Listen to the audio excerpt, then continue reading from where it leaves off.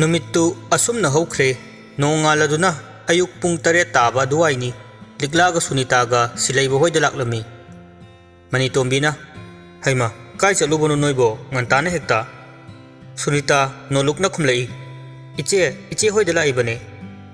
मेमतोंबीना लाओ लाओ काखलो हेक्ता मांगोंदा फामसी ए याउ सनु चप्पल दो खोंग मोनबनी सुनीताना इचे से तादना चानबा करी करी नो खरा पुरकपनी मेमतोंबीना कैदौ पुरे इनोने ओंथोकना यामेदा सुनीताना यामदे दैचे तादगी हक्चांगी फिबमबु मनितोंबीना खुमई सुनीता इबेमा हामुनिदा सुनीताना मु हाइरे इसे अदो ताददी उदिना मनितोंबीना इमुंग हिबली ngahak lerga ibungona mapanda puthoroktoini ainadi ngamdabani macha nupasina mapanda puthok pusin tawribani hojik puthoklaga hifandoini aduga horen sandhya waida amu pusindoi bai mungda sunitana ise nungai khidre deiche manitombina mu makha tare haima aidi wari da chaga thaksi haidrena cha thaksi chalo laki leramko sunitana yarani iche ekoi tholakpada ngairi manitombina yade thakidawni kuiroi leramko si hairaga manitombi su imungda changkhre sunita liglaga di famhauri ligla famjai haibagi wani mamit manadu koilai leiduna kachin koya yengli yum adu piktakna masa yamna nana sai floor taude tiles napte adubu asuki matik luna nana thami sumang akoibadu lei makhal suna thai soroktagi yum tabu fawwa lambi adugi mapandasu lei makhal pareng sana hauri adugi nakanda matamgi ensang makhal sunasu leiteng oina inkhol oiri haisu makhal suna hauri champra nova haino pungdon awathavi asina chingba kaya amasu akoiba aduda hauri inkhol adugi sambal oina ngakli ligla mangoldari adudagi haifet cheptharaga yengbani asuki matik fajakre inkhol da hauriwa kovi leisingdu ma tasengna yengning fauri liglana macha asi yengusiro sunitana kadino liglana makhatari asi ko bi leise yam phajai haiba sunitana yengu sodana ai thanda talleba macha yengminaru seba tanja aduda silaibasu imungdagi thorei indomcha kaino ngantana hekta kari leibirage makhoi animak silaibada yengai sunita su nokfet tawna khumlei kaisu thoidokpa leiteda nang ngarang karino pawyam taine kamai tawbono na hangbala ibani sunita gi waduda silaiba ligla da fat yengai ligla su usinadaba saraga leithoktuna dum famli sunita na makhata rei nangbu nasadu kaisu tawdrabu natro silaibana kaisu tawdre daindomcha sunita na fare adudi ado ekoi thoivi se nakoi gi inkhol da horiba covid laising se yenge amta yenghalu sona ibungo silaibana covid lai gamta uzadri bhai se liklana asidi yam phajana haweba amti yenge lao asom da changdoini asomna makhoi ani du inkholom da changkhre sunita de dumak famhauri liklana si kanana thabano silaibana aina ne matam sunate yam fajai sibu kamai tawrino joton yam changida thoivi aya sina maroina kopini sidi boriga thongba yam haubani as mane asonge faidom sina hore lela dawni kaithel da thakidoini nangi su khara chalamdai da lenbige yani noi dum yonjau aidi kaithel dagi dum leijage leijawo aina su happy doini kaino ado ai kaino ma haige hayo ngarang gitu ngarang kaidawrage sana thoina ngarang karan tapado adu soikrena haige tawbani adugi bo aina soiraga kari de soireba mana farak tarakugine mana farak tara ido aina wahi soibane ba kari wahi no ba aiga nanga koinei haidudi adugi bu kaisu kaidi kaino ligladi icham chamna kari su khantha udana sat khumdokhi silaibadu mamit mana chap yungi matin kut launa yotharaga tapna hangi sengabo ligla kari su khanjiludana amuk su sat khumnai hoi silaibana तस अदुनिदना लिक्लाना कईबो अईगी निंग थुंगले करीनोबा दो कई नुपीनो सिबो नंगना हुजिक हाइदो सेंगे यारे हाइदाइने लिक्ला ngaiha khalai masana haidokibasingdu ningsinglakuna mathante ikaiba haibudu oire murum solai aina haidubu kainoba as aidibuko pelabani ai ngamroida chalhobuna farani si hairaga chatkhige tawi silaibana khamlai ngaikho nakhai sengna khisi chayna basi ai pamdeba likla namu khumlei kai matangino silaibana खंगना खंसिनदब साबसी नुपी नोइगी लोंचत ओइरमाले मयक सेंद्रिगै यादबतो फरे फरे मयक सेंगना खंगनब हाइरगे तारो आई नंगबु थमोइ सेंगना नुसी थोइबि अंगाबु वखलसी फाजिनब कयारा खोनखिबनि अदुबु आइगी थमोइ असिना लोतुना थंबा आइगी नुसीबसी लोटसिनदुना थमलनु हाइना तत्तना इंगोंदा हाइररे आइनसु लोटसिलरोइ खले आई वारे Thoibi ngasidi अईगी थमोइगी वासे नंगोंदा फोंगलबनी अई नंगबु नुंसी वाहिदु तावद लिक्ला मसादु हराउबा पाखतप पुनसिनख्रे मिहुलगी खोंजेलसु हेनगलई सोर अदुसु चनिंग ताद्रे चिंबाल अदुसु चिंतक तौना मोमो नोगलई सिलाइवना पाउखुम पामे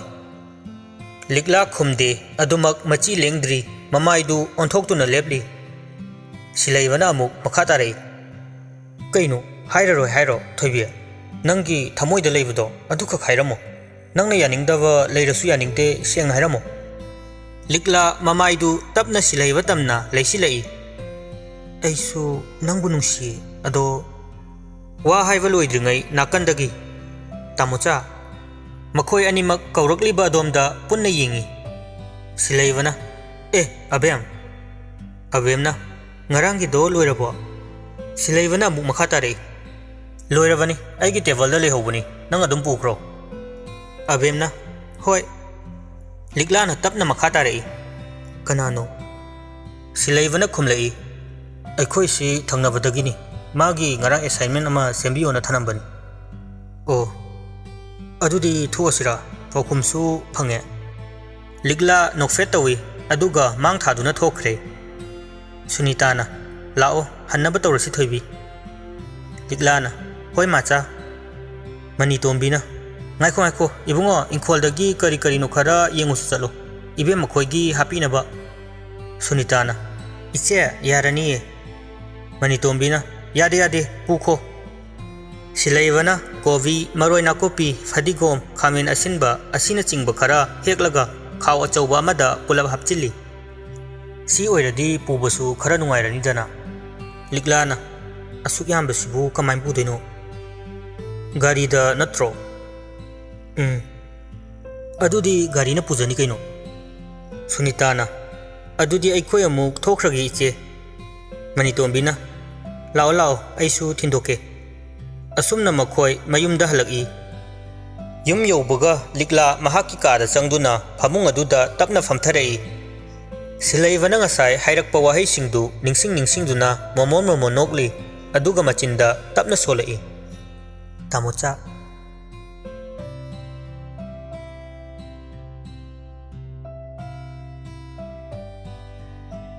असुमना मतम खरा हौख्रे लिक्लागा सिलाइबगी मरीसु नोमगी चेसिन बहेंगलई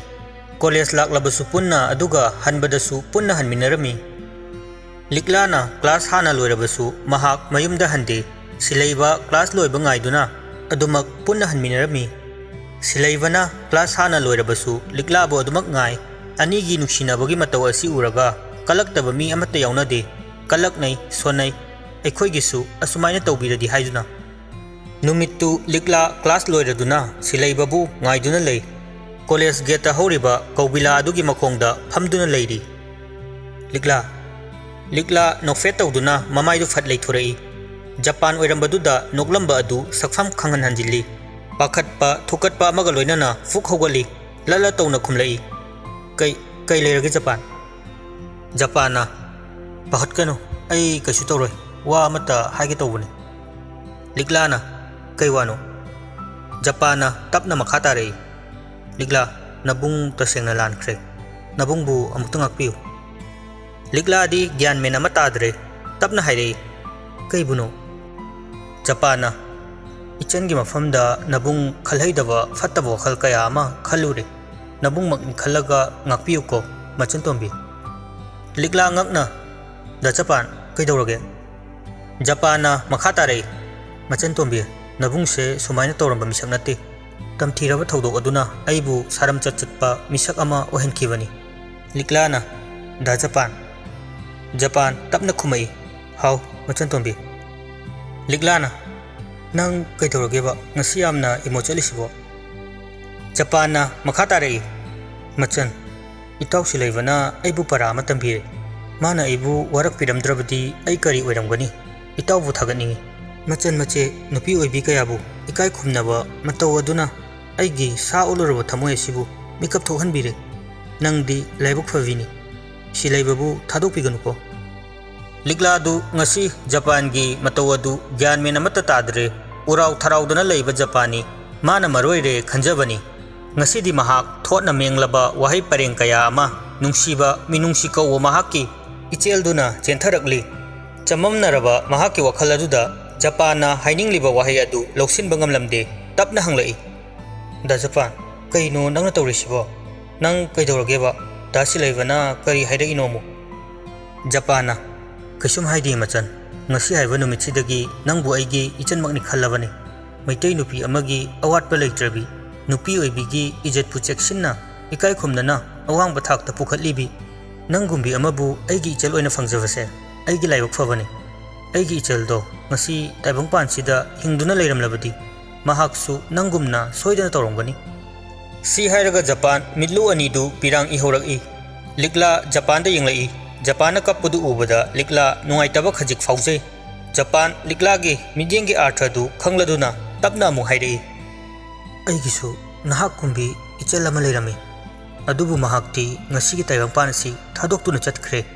lapna kanasu uraroi doba mafam amada chatkre mabung aibu warokramale lakhidre aigi chando. Ligla ikhau langba hengalai Japan gi wari mahak taninglai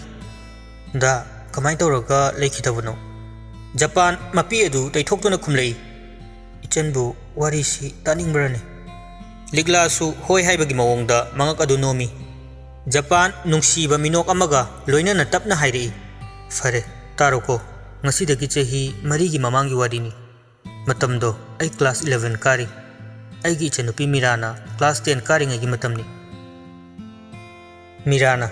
dada ai khangde haibani. Japan nang senge ko. Mirana hoi moina karan tawrakpaneba. Japan leiramusida ai toge. Japan nungsit ki mang thaduna prap chatki. Ngasai machanupi Mirada laknarakpa nupa macha singdu Japan dam fudaki nupa macha singdu su kidana dumak chenkre. Japan machanupi gi manakta amuk lai. Japan mi usittaba khangbranoi. Mirana dada as nang sidiba hekta phunaroi. Phunadadi kaino moina ichanda hekta karan tarak yabro hatokadawni mathangda horadi. Dada chalas lao. Mirana Japan bu chingduna pukre. Numitugi numidangi matamni Japan mahaki kada ningthiviga phone da wari sanari. Japan yadaba yaroi hairabanina yathokpa taredana. Ningthivina aduneba ado piyuko hayeng 11 da thengnaseba Governor Road ta Leima Shopping Plaza mangda. Hoine adudi thameko. Good night. Phone thamkraba matung Japan di nungsi wakhal da tawri mahaki chanabi ningthivi gi wakhal khanna tumthakirami. Somdana ningthivi marol naina chatpanupini chimbal dana khohi thamoi dana khu Japan bu nungsiba saduna moithem tawbuni. Sumnatagi maral senthum singdu kalakpagi Japan bu nungsiba sasinakibani. Masi pumnamak Japan di uba khangbanate mahaki chanavini haiba khanbanatana. Nongaluduna Japan ningthiviga thengnare. Ningthivina surabasiwa Japan lising mga haidane surabani. Oh, thank you. Ngai khoningthi nangi si kari resinabano maramdudi aisu khangedana. Kona khango hojikti yadaba. ngasi fawa ai nangonda maram hangdabani fanari yame nangna sijiнаइसे ngasi di ai maram du khangbu pame ningthivi saugalai aina nangonda sel khara hangena nang hekta maram takhala ibani ne lauro emta nangonda gi sel ka si hairaga paisa du japan da amuk sauna langsilai japan di inga ngaktuna yengduna lei ningthivi gi mawong adu mina uhobra haiduna haifet yenglaga ningthivi bu themjin birei aina haibati ivani se angang su yam oiri ai nangonda paisa si lawena saubu su leiti maram do khangbo pame dang haibani nangna du yam saurduna kaigino se tapthau yare ai lauroi pining dana piye paisa se sijina dauba mi do ai nate ai singakani nangi paisa mayam do ningthia nang wakhal do seran na pokre ai na haise ta khone ai nangi wata ningde haima kaini ge sidi nangna sijina riba paisa du maram bu charam lodi ai ni hena pange haivani yare chapa nang pukche lam pikpa mini nangga iga ngasi dagi loina rabani japana lauthalai ningthi vina amuk khumlai aingonda call su torokanu message su tharakanu nangga loina rabani ngasi dagi japan wari lina mapi edu tapna khajaya du da sintharakli liklana da japana haumachan nang kapabo kapteda nupana bu kapnabro si hairaga romal aduna mapi edu sat satai thoi liklana madi dum chatkraba halaktraba japana makha tarai halaktre aina phone tawda su switch off laikre fana kuina di aisu try dum tawkhibani adubu fauna bangam kidre ado mirana kamaina japan mira palakpa duda asawbugi sakfam olei aduga sauna khumlei mani aigi chan hatkibasu manani mabu aina hatkani likladi ngakna dum yengduna lei japan na makha tarai aina mabu kayagi matik thajaruba kayada nungsikhiba aduga mana aibu aigi punsibu lekha tanaba sinki japan na amuksu hairei icham chamjabi aigi ichanbu aingonda singna bataina bungamdraga karisu khangjadrabi aigi ichelda lang thaktuna leiramki ichandadi aiga maga khangnai habisi ai haikidri maramdi ai mabu ngaikhibani maga pau faunaba kayara khonakibani ainadi thamoi singna nungsirobana thamoi sinadi lapthokko haiba yakide madugi khudong chaba lauraga aigi ichanda oida padaba kaya ama haijinduna ichanna thamoi singna nungsiba chingsangbu fatte haiduna haijinbiki natai chadaba kaya ama haijinduna kainanaba sinki chingsangdasu aigi ichangi fattaba pau kaya ama tamsinki chingsangi mapuk olakhi kaina khraba matung mahakka chingsanga mari leinabagi pau tava fangki pau adu tavada ichanna ingonda ningthiga aigagi maramsi karino hangki ai kumpham khangkhide adubu lotpadi yadabanina ai asengbu wari pumbalikhi adu tavada aigi ichan kari oiki khangbra chingsangna mabu yamna luna nungsina tawjabani isannasu mabu yam nungsijabani mapunsigi ahan boina nungsijakhibani adugumba nusijaba misak aduna kanagumba amaga loinakhiba adusu mabung aiga nusinaramba ikhangda khangnaraba mi makna adumna tawramba aduda aigi chaldo khangba ngambagi pangal loikhiduna thamoigi maichakna hemankhibana mathanda suicide tawduna siramkhibane wari lina japan hik kablai liklana da japan amuka su makha tarai aigi nusiraba ichalna taibangpana si thadoktuna chatkhiba numit adudagi ai nupi se kaino moina urakre khaluraga tukatchaba hainadaba pangyada yaba pangsi sijinaba yaba mi ama oina urakhibani adumakna nabung sa onkhibani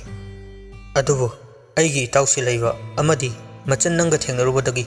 nabungi chawraba para ama nohongna tambire masimak nakhoi anibu hainingai leitana thagatjari matam pumnamakta isorna thaujanbi oisunuko liklana adumna haiganu da japan sifau haimandrabani farese sigi wase toasi nangbu silaibangai ramiro liklana hoi ado ningthidi kaidokrage japana toasi hairaga as adu matangdi haibiyo mayum pankre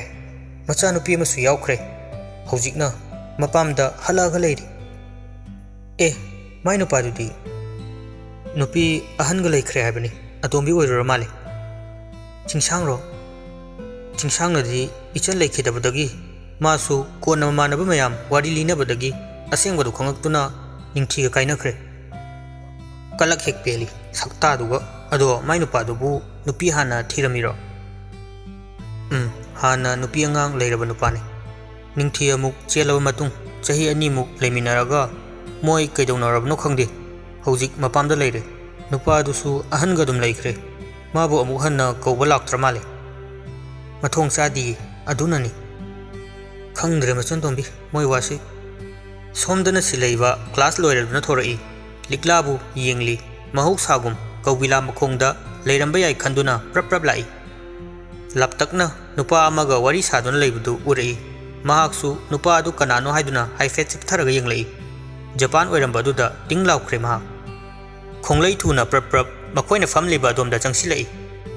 खंथरुब तौदना साउनिंगबगी मयाइना फमदुना लेरिबा जापानबु ताप पाइदुना चिंखली अदुगा खुतुम तासिनदुना किन्ना थिनगे तौबदा लिक्लाना तामोचा लिक्लाना लाउरकपदुदा सिलैबा लिक्लादा हाइफेट येंगलई कइनो नंग गाउरबो वहंग पाहुंदना मिंगोंदा खुद थागे तौरिदुबो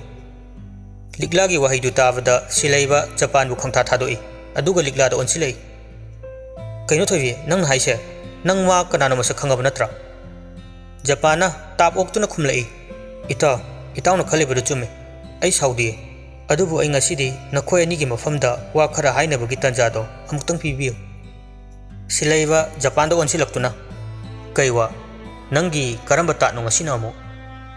Japan मखा तारई इताउना तानि खनबीबा खनबीदबा आई करिम खंदे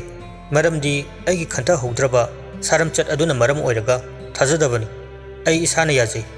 अदुबु ngасꯤ आइना हाइदौरिबा वासिदी आईगी थमोइदगी थोरकपा असेंगो वाहिनी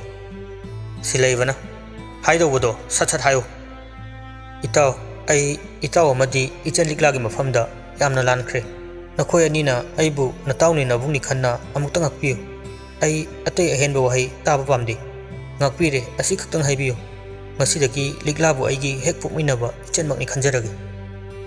सिलैबा खुमदे जापानदा अदुमक मुन्ना येंगदुना लै लिक्लादा अमुक फत येंगलई लिक्लाना नोफेट तौना मंगक अदु नोमलई जापाना ngakpire haina लौजरगी ताव नखोय अनि ईश्वर मतम पुमनमक्ता थौजानबिबो ओइसनु इचनबु लुना चाना तौबियुको आई चटलगे ताव सी हाइरगा सिलैबगी लेंगजुमदा पोप पोप थारमलगा चटख्रे ngसाइदगी त्रंग चलुरब सिलैबा ज्ञान तारक्तुना इताव जापान ममाइदु फट लेथोरई सिलैबसु चंगसिलक्तुना कइनो नंग ngasi तौरिसे जापान अयिंग मिनोक अमगा लोइनना पाउखुम पिरई इसन से नफम द सिनरबनी ताव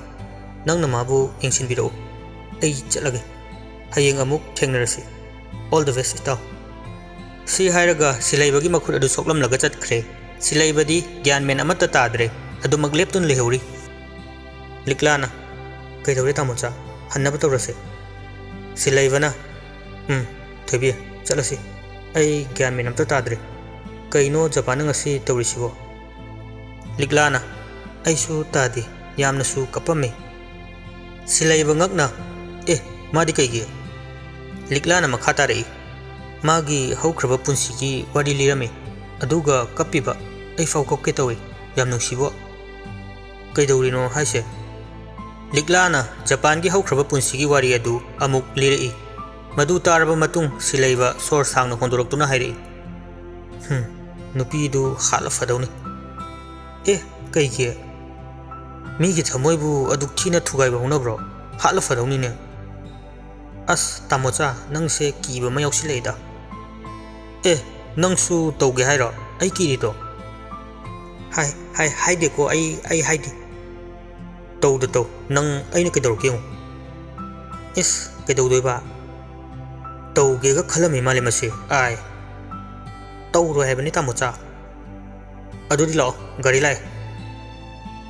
असुमना मतम खरा हौख्रे सिलैबा महाकी ग्रेजुएशन फाइनल एग्जाम लोरब मतुंग MU गी एंट्रांस पीनबा सेम साबा हौख्रे नुमित्तु सिलैबा महाकी कादा लाइरिक पादुना लै मी लेब्रो दादा हो दादा सिलैबदु मी लाको माली हाइदुना मपानदा थोरई ऋषि नंदी कनाग लाइबा चिचेगा लापने नोई चेदी कदा ए लेप्तुना लेरिबा एबु फम्मोगा हाय दखै चिचेगा हाना हंगिने ए हे लाओ काखलो आई मोरा पुथोरके से सिदा फमो ऋषि काखतुना फमी सिलाइबना कई लेरगे नंगना लाइसिबो ngarangsu ngasisu tuitionsu lakte sikraba jalana hangbalaini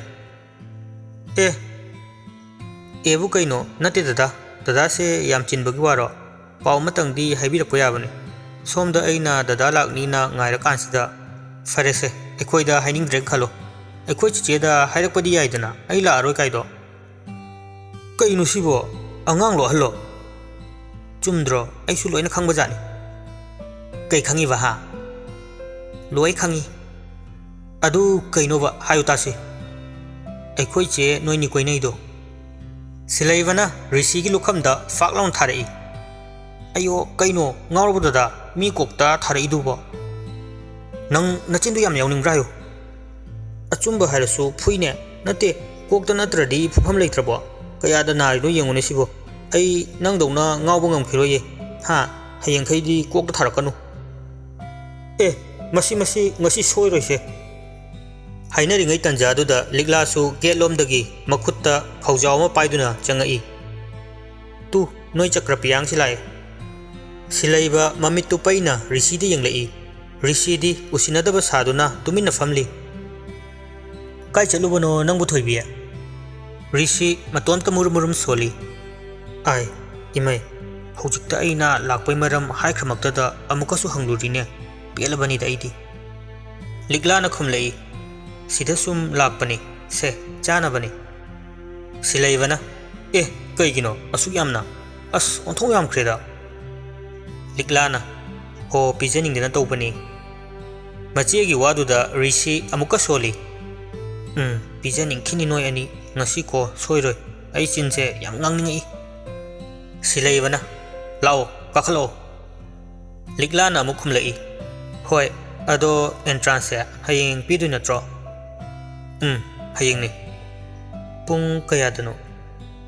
drama थोइदनी ओ फजना तोरमो ऑल द बेस्ट सिलाइबना थैंक यू थोइबी असुमना वरी वताई ngahak तौरब मतुंग मयुमदा हन्नबा थोरई लिग्लाना अदुदी एखोय मुक चलगे तामुचा ऋषि मागी हौनबी मुरुमुरुम दो मुक सोलई तामोचागा यौख्रे तौरिसे ऐदिबा नाकोंग पंगजरमसु हेना फरबनी सिलाइबना ऐसु लेहौरेको ऋषिना दादा चले हयेंग एग्जाम लोरगा लाउको तुइसान सिलाइबना होय होय लाके ऋषिना ऑल द बेस्ट हयेंगी थैंक यू ऋषि अमुका मुरुमुरुम सोली मतुना हाइबददी थैंक यू थोइबी काइनाका अइना हाइबदना थैंक यू दं नुसिदे हेलाइमा लिग्लाना कईदौरे बुंगा कसुम तौदे चलसी असुमना मखोय अनीसु मयुमदा हलकले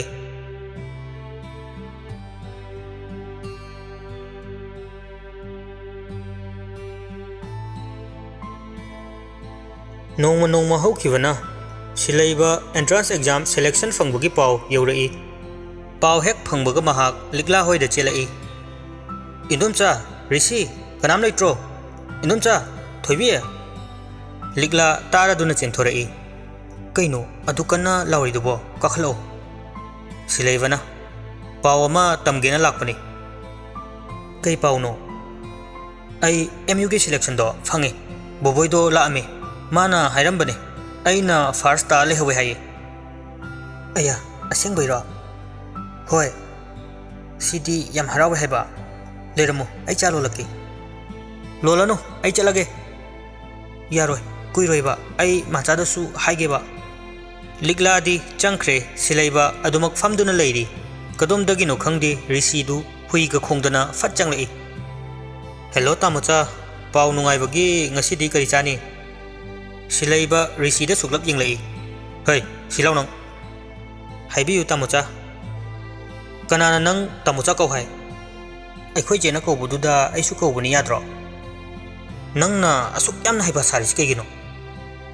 मीना हंगबदी खुमदे तल्लीदा सेरान तुरान कइनो ꯑꯩꯁꯨ ꯇꯥꯃꯣꯆꯥ ꯀꯧꯒꯦꯕ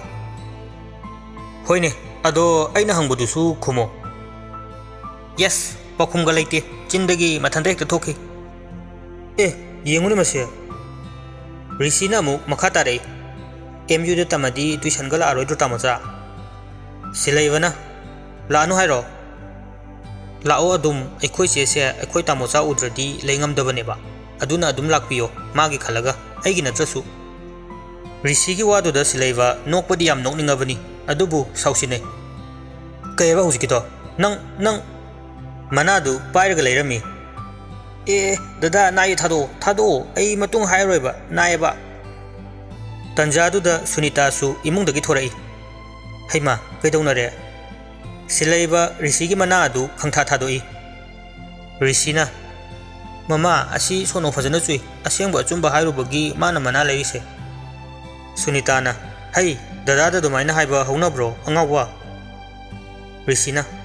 ꯇꯥꯃꯣꯆꯥ ꯍꯥꯏꯌꯣ ꯗꯗꯥ ꯀꯧꯒꯅꯣ ꯑꯩꯒ ꯌꯥꯅꯔꯕꯅꯦ ꯇꯥꯃꯣꯆꯥ ꯀꯧꯔꯗꯧꯅꯤ ꯁꯨꯅꯤꯇꯥ ꯁꯤꯂꯩꯕꯗ ꯍꯥꯏꯐꯦꯠ ꯌꯦꯡꯂꯛꯏ ꯏꯀꯥꯏꯕꯅ ꯃꯃꯥꯏꯗꯨ ꯊꯝꯐꯝꯒ ꯑꯝꯇ ꯈꯪꯗ꯭ꯔꯦ ꯔꯤꯁꯤꯗ ꯄꯤꯁꯨꯝ ꯑꯅꯤꯒ ꯁꯨꯛꯂꯒ ꯌꯦꯡꯂꯛꯏ ꯔꯤꯁꯤꯁꯨ ꯃꯤꯆꯤꯒ ꯊꯛ ꯈꯠꯆꯤꯜꯂꯛꯏ ꯁꯨꯅꯤꯇꯥꯅ ꯏꯕꯨꯡꯉꯣ ꯊꯣꯏꯕꯤꯅ ꯍꯥꯏꯔꯤꯕ ꯄꯥꯎꯁꯤꯕꯨ ꯁꯤꯂꯩꯕꯅ ꯆꯨꯝꯃꯦ ꯏꯟꯗꯣꯝꯆꯥ ꯐꯔꯦ ꯇꯝꯕ ꯌꯥꯔꯤꯉꯩꯗ ꯇꯝꯍꯧꯒꯗꯕꯅꯤꯀꯣ ꯍꯣꯏ ꯏꯟꯗꯣꯝꯆꯥ ꯅꯪꯒꯤ ꯃꯤꯡ ꯆꯟꯕꯗ ꯆꯪꯒꯗꯕ ꯁꯦꯟ ꯊꯨꯝ ꯋꯥꯠꯂꯁꯨ ꯍꯥꯏꯔꯛꯎꯀꯣ ꯏꯟꯗꯣꯝꯆꯥ ꯑꯩꯉꯣꯟꯗꯁꯨ ꯈꯔꯗꯤ ꯂꯩꯔꯝꯅꯤ ꯀꯣꯟꯅꯕꯁꯨ ꯌꯥꯏꯗ ꯍꯣꯏꯗ ꯏꯟꯗꯣꯝꯆꯥꯅꯁꯨ ꯃꯇꯦꯡ ꯄꯥꯡꯅꯤ ꯑꯗꯣ ꯅꯪ ꯇꯨꯏꯁꯟꯗꯤ ꯀꯃꯥꯏꯅ ꯇꯧꯕ ꯑꯉꯥꯡꯁꯦ ꯅꯪꯒ ꯂꯣꯏꯅꯍꯟꯅꯤꯡꯉꯤꯅꯤ ꯏꯕꯨꯡꯉꯣ ꯑꯗꯨꯒꯤꯗꯤ ꯌꯥꯅꯤ ꯏꯟꯗꯣꯝꯆꯥ ꯑꯩꯅ ꯁꯪꯕꯗ ꯑꯗꯨꯝ ꯇꯧꯔꯒ ꯂꯣꯏꯔꯦ ꯑꯗꯨꯅꯤ ꯃꯆꯦꯅ ꯇꯥꯛꯄꯁꯤꯗꯤ ꯍꯦꯛꯇ ꯈꯟꯅꯔꯛꯏ ꯌꯥꯗꯦ ꯃꯆꯦꯅꯁꯨ ꯍꯩꯍꯟꯅꯤꯡꯕꯅ ꯍꯦꯟꯕꯅ ꯃꯈꯨꯠꯁꯦ ꯍꯦꯛꯇ ꯌꯥꯎꯕ ꯑꯗꯨꯗꯩ ꯑꯗꯨꯝ ꯐꯨꯅꯔꯅꯤ ꯔꯤꯁꯤꯅ ꯌꯥꯔꯦꯗ ꯃꯃꯥ ꯀꯩꯅꯣ ꯃꯤ ꯃꯃꯥꯡꯗ ꯂꯣꯏ ꯍꯩꯗꯣꯔꯛꯏꯁꯤꯕꯣ ꯑꯩꯁꯦ ꯍꯦꯛꯇ ꯍꯥꯠꯂꯦ ꯍꯥꯏꯕ ꯁꯨꯅꯤꯇꯥꯅ ꯍꯩꯃꯥ ꯁꯤꯕꯨ ꯍꯥꯠꯄ ꯀꯧꯕ꯭ꯔꯣ ꯈꯪꯖ ꯂꯥꯛꯆꯗ꯭ꯔꯦꯗ ꯍꯧꯖꯤꯛꯀꯥꯟꯒꯤ ꯂꯣꯟꯁꯦ ꯔꯤꯁꯤꯅ ꯆꯥ ꯂꯣꯜꯂꯤꯔꯥ ꯅꯨꯡ ꯐꯨꯠꯂꯤꯔꯥ ꯑꯃꯗꯨꯗꯤ ꯁꯨꯡꯊꯣꯛ ꯊꯣꯔꯛꯇꯦ ꯑꯩ ꯑꯝꯇ ꯌꯦꯡꯉꯨꯒꯦ ꯁꯨꯅꯤꯇꯥꯅ